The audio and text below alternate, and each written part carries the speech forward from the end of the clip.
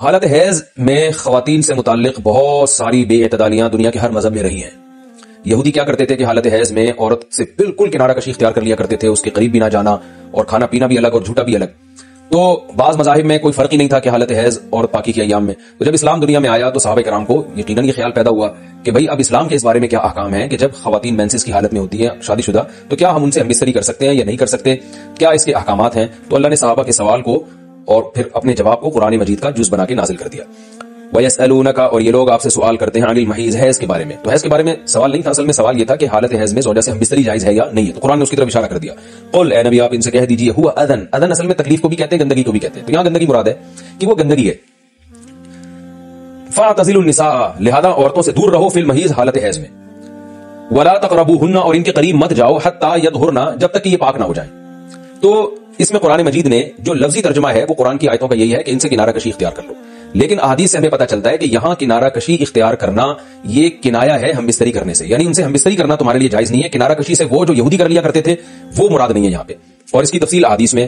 تو قرآن نے چونکہ صاف لفظوں میں جماع کا ہم بستری کا ذکر نہیں کیا تو صرف کنایوں سے کام لیا ہے قرآن مجید نے۔ فاعتزلوا النساء، ان سے اعتزال کرو، یعنی دور رہو ان سے۔ دور رہنے کا مطلب صرف دور رہنے سے یہ مراد ہے، صحیح حدیث ہے نبی صلی اللہ علیہ وسلم نے فرمایا اصنعوا کل شیء الا النکاح، حالت حیض میں اپنی زوجہ کے پاس تم جا سکتے ہو، سب کچھ کر سکتے ہو سوائے جماع کے، تو انٹرکورس جو اسے کہا جاتا ہے وہ حلال نہیں ہے۔ تو باقی نبی صلی اللہ علیہ وسلم نے فرمایا کہ ایسے کنارہ کشی کے بالکل اس کا جھوٹا نہ پیو اور بالکل دور ہو جانا، اس کی اسلام میں اجازت نہیں ہے، اور نہ بستر الگ کرنے کی ضرورت ہے۔ تو یہ سارے قرآن کے کنائے ہیں۔ کنایہ کا مطلب ہوتا ہے کہ آپ صرف اشاروں میں بات کر رہے ہیں، صراحتاً بات نہیں کر رہے۔ تو میں اس میں نقطے کی بات بھی بتاؤں گا کنایہ کیوں ہے کہ فاعتزلوا النساء فی المحیض، عورتوں سے حالت حیض میں دور رہو، ولا تقربوهن، ان کے قریب مت جاؤ۔ تو یہ قریب جانا بھی اصل میں جماع اور ہم بستری سے کنایہ ہے، یعنی اشارہ ہے ہم بستری مت کرو۔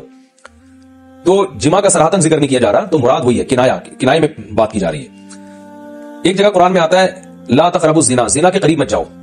تو ممکن ہے کسی کو اشکال ہو کہ وہاں تو ہم یہ کہتے ہیں کہ زنا کے قریب بھی مت جاؤ، تو وہاں قریب نہ جانے سے ہم حقیقی معنی مراد لیتے ہیں کہ بھئی زنا ایسا کام کرنا جو زنا یعنی زنا تک لے کر جاتا ہے وہ بھی تمہارے لیے حرام ہے، تو وہاں تو یہ ترجمہ کرتے ہیں، تو یہاں بھی وہی ترجمہ ہونا چاہیے ولا تقربوهن، ان عورتوں کے قریب بھی مت جاؤ۔ یا مطلب کیا ہے کہ اس گھر میں بھی نہ رہو، اس کمرے میں بھی نہ رہو جہاں تمہاری جو بیوی رہتی ہے جو مینسز کی حالت میں ہے۔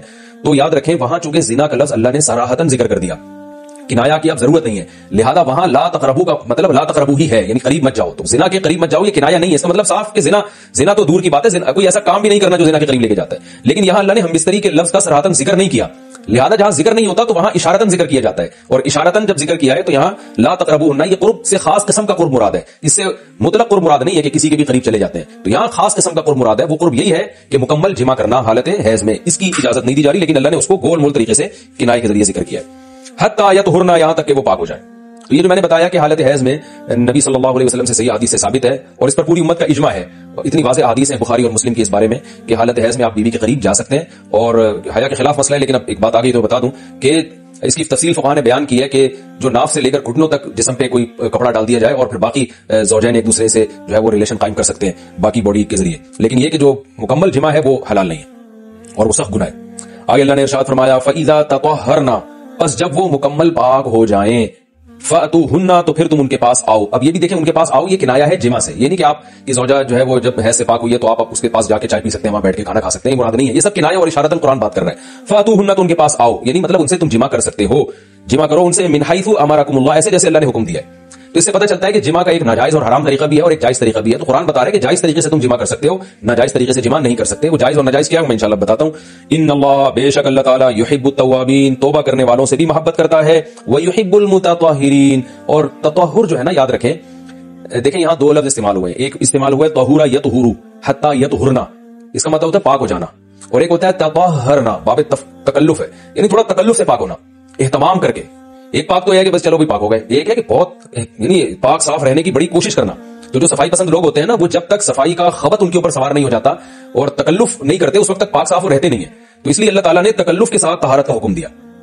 تو اسی وجہ سے بہت سے علماء کہتے ہیں کہ اس سے حالت حیض کے بعد غسل کرنا مراد ہے، کہ اگر عورت کے 10 دن سے پہلے حیض آنا ختم ہو جائے تو عورت پر پھر واجب ہو جاتا ہے کہ وہ باقاعدہ غسل کر کے اپنے آپ کو پاک صاف کرے، یہی مراد ہے اس سے۔ اللہ نے فرمایا فَإِذَا تَطَهَّرْنَ، جب وہ مکمل پاک ہو جائیں، فَأْتُوهُنَّ مِنْ حَيْثُ أَمَرَكُمُ اللَّهُ، تو پھر اس طرح آؤ ان کے پاس جیسے اللہ نے حکم دیا، بے شک اللہ تعالیٰ محبت کرتا ہے توابین، توبہ کرنے والوں سے، وَيُحِبُّ الْمُتَطَهِّرِينَ، اور خوب تکلف کے ساتھ پاک صاف رہنے والوں سے۔ تو توبہ اور تطہر کا تذکرہ کیا۔ توبہ روحانی طہارت کو کہتے ہیں، اور جو تطہر ہے وہ جسمانی طہارت کو کہتے ہیں. یعنی اسلام یہ چاہتا ہے کہ آپ روحانی طور پہ بھی پاک صاف رہیں اور جسمانی طور پہ بھی. روحانی پاکی کیا ہے کہ اگر آپ سے کوئی گناہ ہو جاتا ہے تو رو دھو کے اللہ کو منا کے راضی کر لیں تاکہ دل جو گندا ہوا ہے وہ بھی صحیح ہو جائے. اور جسمانی پاکی یہی ہے کہ جسم پہ کوئی گندگی لگی ہے تو وہ پاک ہو جائے. تو اس میں اللہ نے حالت حیض میں عورت کو بھی حکم دیا کہ وہ بھی نہا دھو کے پاک ہو جائے جب حیض سے پاک ہوتی ہے, اور مرد کو بھی حکم دیا کہ حالت حیض میں تم گندگی کی حالت میں جمع مت کرو بیوی کے ساتھ, خون میں لت پت ہو جائے گا انسان اور یہ گندگی ہے. تو اللہ تعالیٰ پاک صاف رہنے والوں کو پسند کرتے ہیں. تو جو حالت حیض میں بیوی سے جمع کرتا ہے اس کا مطلب وہ پاک صاف آدمی نہیں ہے, وہ گندگی کے وقت میں اس کے قریب جا رہا ہے, تو یہ بھی غلط ہے. اور اگر خدا نخواستہ کسی سے ایسا ہو گیا ہو تو اللہ نے توبہ کا حکم دیا کہ توبہ کر کے اللہ کو مناؤ, کیونکہ روحانی طور پر جو گندگی ہوئی ہے اس سے بھی تمہیں پاک رہنا ضروری ہے. تو اللہ کو اچھے لوگ پاکیزہ لوگ پسند ہیں. تو حالت حیض کی آیتوں کے بعد اللہ نے یہ اس لیے حکم دیا تاکہ اس عمل کے دوران گندگی میں ملوث نہ ہونا پڑے. اور یہ حکمت بھی اللہ نے بیان کر دی کہ حالت حیض میں جمع سے ہم تمہیں اس لیے منع کر رہے ہیں کہ اللہ کو پاک صاف لوگ پسند ہے, گندگی میں انوالو ہونے والے ملوث ہونے والے لوگ اللہ کو پسند نہیں ہے. میں پھر علمی نکات کے تحت انشاءاللہ اس کی مزید جو ہے وہ ڈیٹیل بیان کروں گا جب علمی نقطے بیان کروں گا. میں آگے اللہ نے ارشاد فرمایا نساؤکم حرث لکم, تمہاری عورتیں تمہارے لیے بمنزلہ کھیت کے ہیں. حرث عربی میں کھیت کو کہتے ہیں, تو بمنزلہ کھیت کے ہیں. جیسے بیج ڈالا جاتا ہے کھیت میں اور اس سے پیداوار بڑھتی ہے, تو عورت کی جو ایک حیثیت ہے, نیچر نے جو اس کی ایک حیثیت متعین کی ہے, وہ بھی ایک نسل بڑھانے کا ذریعہ ہے, جس میں مرد کا جو اسپم ہے وہ بطور بیج کے ہے اور جو اولاد ہے وہ ایک پیداوار کی طرح ہے. تو اللہ نے یہ یاد رکھیں, اس آیت کو نا بہت سارے غیر مسلموں نے عورت کے خلاف بہت نیگیٹیوٹی پھیلائی ہے کہ دیکھو اسلام عورت کی توہین کرتا ہے, اس کو کھیتی سے تعبیر کرتا ہے. تو کچھ لفظ کسی اور زبان میں جب وہ جاتے ہیں نا تو وہ توہین کا معنی دیتے ہیں. عربی میں جو حرث کا معنی ہے یہ تعظیم کے لیے ہے, توہین کے لیے نہیں ہے. اردو میں جو کھیتی کا معنی ہے وہ توہین کے لیے استعمال ہوتا ہے. کھیتی یعنی جو پاؤں میں روندی جانے والی اور زمین جو ہے نا پاؤں میں گویا روندی اس کو روندا جا رہا ہے. تو اس لیے اس کا اردو میں بالکل اسی طرح جو لوگ ترجمہ کر دیتے ہیں کہ عورتیں تمہاری کھیتیاں ہیں, تو یہ ترجمہ میرا خیال ہے اس لیے درست نہیں ہے کہ اردو میں اس کا مفہوم ہی چینج ہو جاتا ہے. یعنی گویا ایک عزت کے لیے جو لفظ اللہ نے استعمال کیا وہ ذلت کا ذریعہ بن جاتا ہے. تو اس لیے کسی بھی زبان میں جب ہم کسی بھی لفظ کا ترجمہ کرتے ہیں تو اس زبان کے ہمیں محاوروں کو دیکھنا چاہیے کہ اس زبان میں یہ لفظ کس معنی میں استعمال ہو رہا ہے. مثال کے طور پر ہو سکتا ہے کتا کا لفظ کسی زبان میں وفاداری کے لیے استعمال ہوتا ہو, کسی کو لوگ ڈاگ کہتے ہو تو اس کا مقصد ہوتا ہے وفادار انسان ہے, لیکن ہمارے یہاں اردو میں گالی ہے وہ, اور آپ بولیں کہ بھئی وہ فلاں قوم ڈاگ کہتی ہے تو ہم کتا کہیں گے, تو آپ جب اس کا ترجمہ اردو میں کریں گے تو کتے سے نہیں کر سکتے. تو اسی طرح یہ عربی کا جو لفظ ہے اس میں بھی یہ چیز غور یعنی ملحوظ رہنی چاہیے. تو اس لیے اس کا ترجمہ کیا جائے گا تمہاری عورتیں تمہارے لیے پیداوار بڑھانے کا ذریعہ ہے, نسل بڑھانے کا ذریعہ ہے. فاتو حرثکم, تم اپنے اس نسل بڑھانے کے ذریعے کے پاس آؤ, انا شئتم جیسے چاہو, وقدموا لانفسکم, اور اپنے نفسوں کے لیے آگے بھیجو, یعنی اولاد کی نیت سے آیا کرو زوجہ کے پاس اور آخرت کے لیے انتظام کرو, یعنی اولاد پیدا کر کے جو تاکہ دنیا اور آخرت میں تمہارے لیے فیوچر میں تمہارے لیے کام آئے, دنیا بھی داخل آخرت بھی داخل ہے. تو یہ آیت کا بھی ایک شان نزول ہے کہ صحابہ کرام تو چونکہ جو خواتین تھیں مکہ میں صدیوں سے وہ لوگ آباد تھے, ان کے سفر خاص طور پہ عورتوں کے سفر بہت ہی کم ہوا کرتے تھے. تو جب ہجرت ہوئی ہے اور جو ہے نا ہجرت کر کے بہت ساری صحابیات مدینہ آئی ہیں, تو مدینہ میں ان کے نکاح دوسری قوموں میں ہوئے, پھر انصار صحابہ سے بھی ہوئے. تو چونکہ تقویٰ تھا ان خواتین میں, للہیت تھی, تو بعض جگہ ایسے واقعات ہوئے کہ میاں بیوی کے جو آپس کا ریلیشن ہوتا ہے, ظاہر ہے وہ ہر قوم میں اور ہر جو ہے نا شخص کا مزاج دوسرے سے مختلف ہوتا ہے. تو بعض مردوں نے اس طرح سے اپنی زوجات کے ساتھ ہم بستری کی کہ ان خواتین کو پھر اشکال ہوا کہ پتہ نہیں اس طرح سے ہم بستری کرنا جائز بھی ہے یا نہیں ہے. تو انہوں نے نبی صلی اللہ علیہ وسلم سے یہ مسئلہ پوچھا کہ یا رسول اللہ, ہمارے شوہر ہمارے پاس اس طرح سے آتے ہیں تو کیا یہ جائز ہے یا نہیں. تو ان کے سوال کو بھی مبہم رکھا گیا اور قرآن نے اس کے جواب کو بھی کنایتاً بیان کیا, کیونکہ مسئلہ بظاہر حیا کے خلاف ہے. تو قرآن جب بھی کوئی ایسی بات ہوتی ہے تو اشارتاً کنایتاً اس کا تذکرہ کر دیتا ہے تاکہ مسئلہ بھی واضح ہو جائے, کیونکہ ظاہر ہے اس کی ضرورت تو قیامت تک آنے والے انسانوں کو پڑ سکتی ہے نا. یہ تو ہر میاں بیوی کا اپنا ایک ذاتی مسئلہ ہوتا ہے کہ ہمیں کس طرح سے پرمیشن ہے, کس طرح سے پرمیشن نہیں ہے.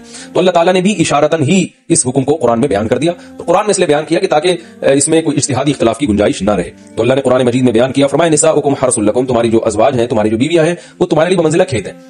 کھیت کا مطلب کیا ہوتا ہے؟ پیداوار بڑھانے کا ذریعہ. تو اس میں سب سے پہلا مسئلہ تو قرآن نے یہ بیان کر دیا کہ زوجہ سے جو ہم بستری ہے وہ صرف اسی راستے میں جائز ہے جس سے اولاد ہوتی ہے, کیونکہ عورت کو اللہ نے بنایا ہے نسل بڑھانے کے لیے. تو کوئی بھی ایسا ہم بستری کا طریقہ اختیار کرنا جو نسل بڑھانے کا ذریعہ نہ ہو, یعنی وہ نیچرل نہ ہو, تو وہ حرام ہے. تو اس میں اللہ نے یہ حکم دے دیا.